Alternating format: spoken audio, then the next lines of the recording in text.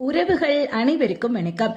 நிறைய பேரோட வாழ்க்கையில லவ் மேரேஜோ அரேஞ்ச் மேரேஜோ எதுவா இருந்தாலும் சில கணவன் மனைவிகள் விட்டு கொடுத்து சந்தோஷமா ஒற்றுமையா வாழ்றாங்க.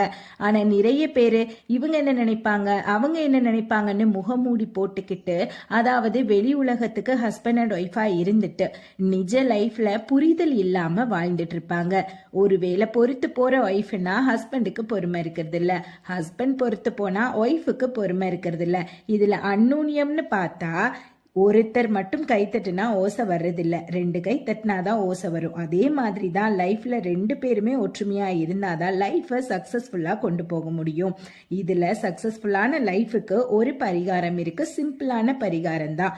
இதை பண்ணினீங்கன்னா அடிக்கடி வீட்டுல கணவன் மனைவி சண்டை இருந்ததுன்னா இது கண்டிப்பா ஒரு மாற்றத்தை உங்களுக்கு கொடுக்கும்.